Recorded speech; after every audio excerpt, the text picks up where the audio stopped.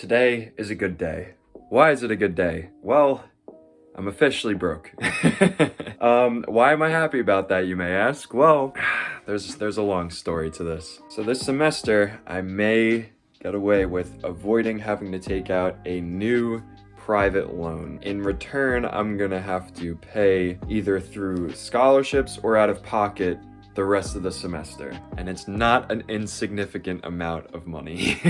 So why am I excited about doing this to myself and just putting myself into, well, not debt, but just living the broke life for the rest of the semester? Last semester, I got absolutely bombarded and my credit score tanked.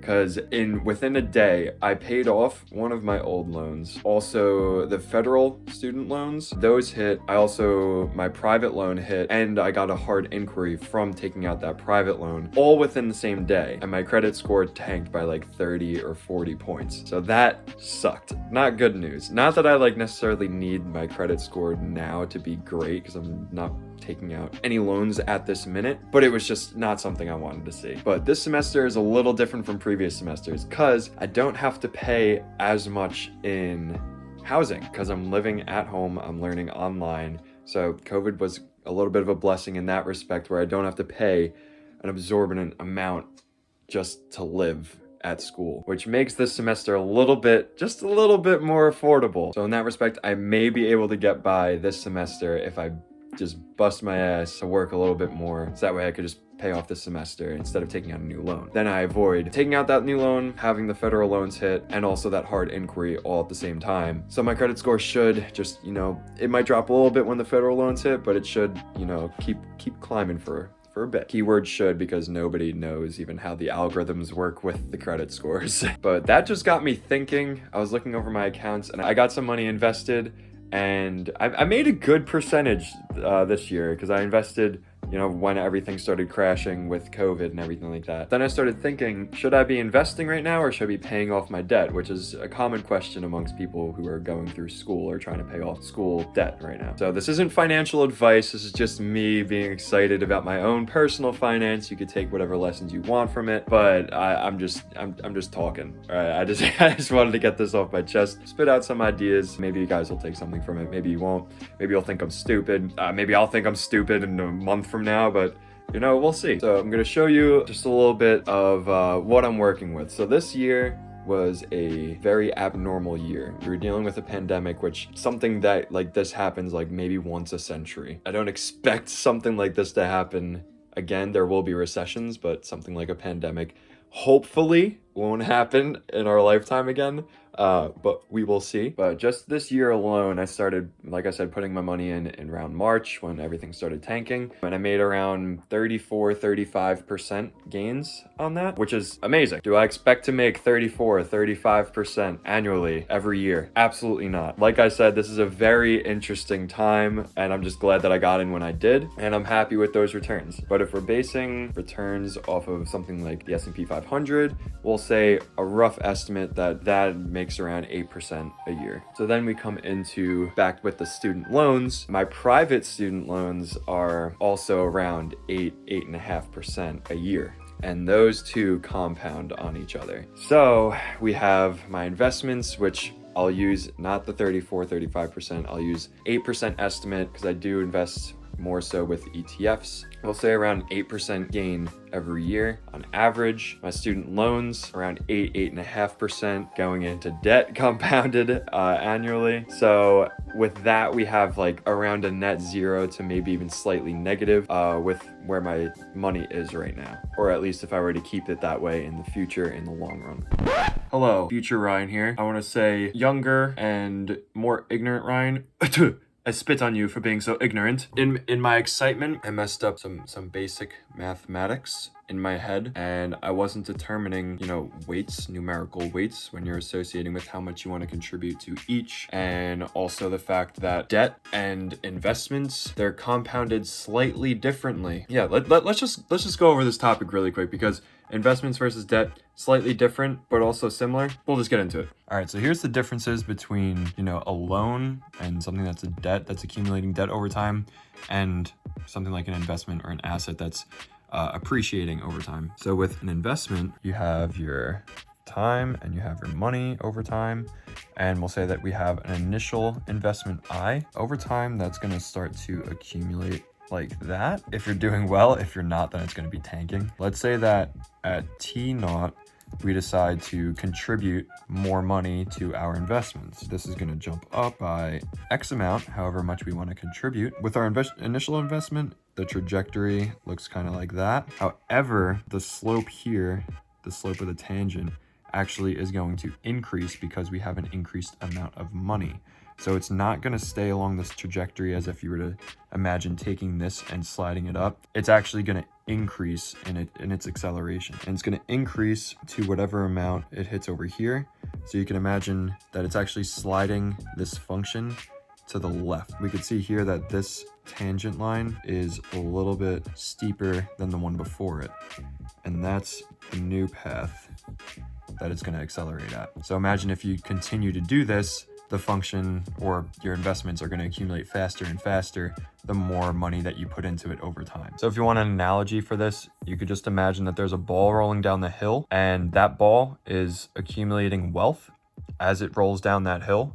And by you contributing to it, you're essentially just giving an extra little push to accelerate it. With something like a loan or a debt, it's similar, but it's the opposite. So if we were to draw it on a graph, we would have 0 up here and our initial debt down here. And then over time, that debt is going to accumulate negatively. However, when we contribute to it or we put money towards that debt, it's going to have the opposite effect that it does on investments, and it's actually going to slow down that momentum. So let's say that we contribute at T0 here, and we contribute another amount X. It's the same thing. Instead of shifting the graph to the left, it's now going to shift it to the right. Whatever the velocity was over here where it's matching, it's going to just transfer that over here, and it's going to grow at a slower rate than it would have if it just stayed here.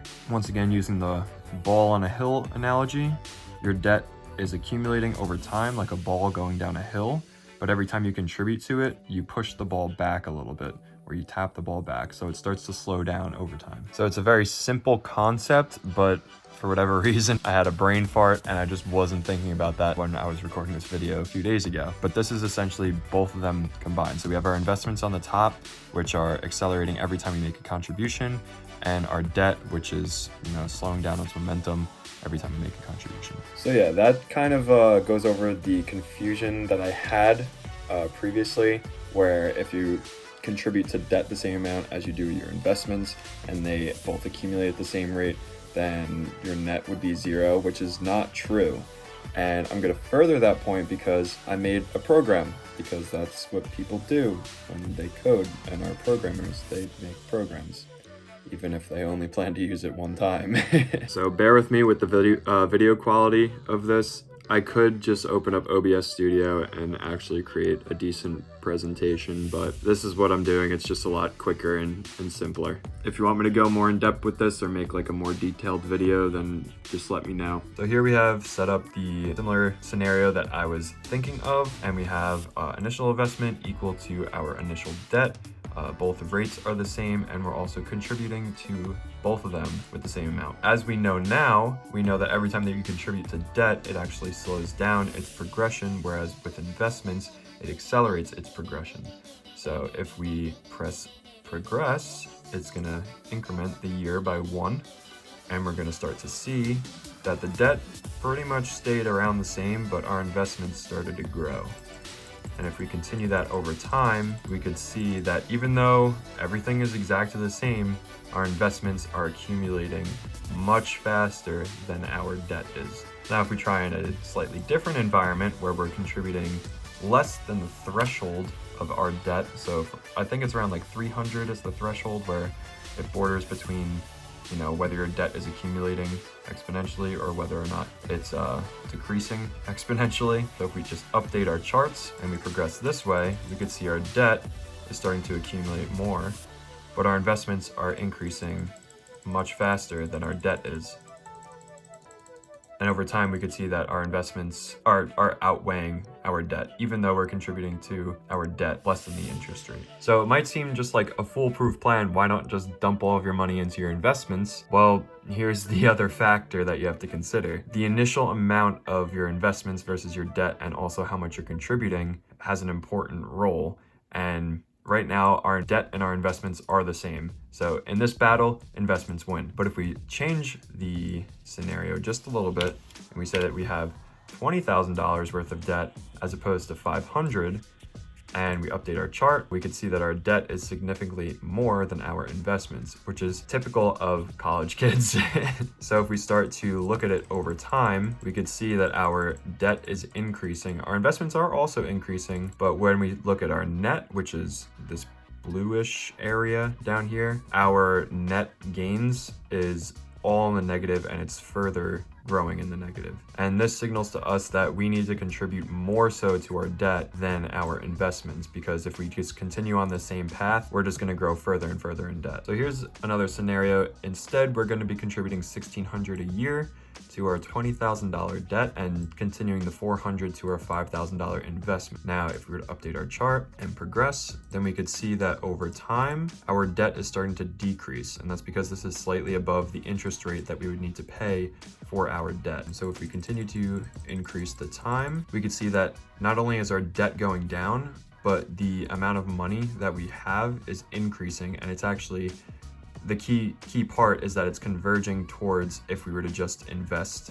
strictly in our investments. So our net returns between our debt and our investments is converging just towards our investments. In a slightly different scenario, if we were to invest maybe not more than the interest rate, but maybe like slightly under our interest rate, and we were to update our charts, then we could see that our debt is about the same. It's actually growing slightly over time. And we could see that our net returns are actually diverging away from our investment, which means that over time, even though that we are gaining returns, we're actually losing potential money because we have our debt accumulating more so over time. So just keep making sure that you're contributing to your investments, but also more importantly, make sure that you're paying off at least the amount of interest on your debt, so that way your investments can grow without having too much drag behind them. One additional thing to consider before I end this video is, while you may be thinking, well, I could just pay off the interest on my loans and just have it as like a level thing and then just have my investments grow over time. Two things. One thing is any investment is going to have risk associated with it. You don't know if you're going to gain more money or you're going to lose money. Some things are safer than the other. There's always risk involved with investments. Your debt isn't going to go anywhere, so it's expected that you continue to pay those payments. Another thing is that eventually a lot of us want to buy our own house, which means that we're going to have to take out a mortgage more likely than not. And that means that we're going to want to get the best rates that we can. We don't want to be paying extra high rates just because we didn't want to pay off loans. If you want to get a house soon, or you want to take out a loan soon, having more debt associated with your name is going to drag down your credit score, which is a big factor in determining what your rate is when you get out a loan. So that's also another thing to consider. You don't want to drag your loans on too far at the cost of paying your investments or contributing to your investments. Try to pay those off ASAP, but also make sure that you keep contributing to your investments. I thought this was interesting, so yeah, let me know what you guys think. So yeah, in summary, pretty stoked that I'm going to be broke for the next semester. Yeah, I also thought it was a pretty interesting experiment looking at the difference between investments and debt, and also the impact of contributing to both of them over time. Hopefully you guys were able to take something from this, and maybe it helped out, straighten some things out, some thoughts that you had. If you guys also want, I could maybe put this out on like a website so you guys could visit it and test out your own debt and investments and whether or not you should be contributing as much as you are to either or. Yeah, I hope you guys learned something.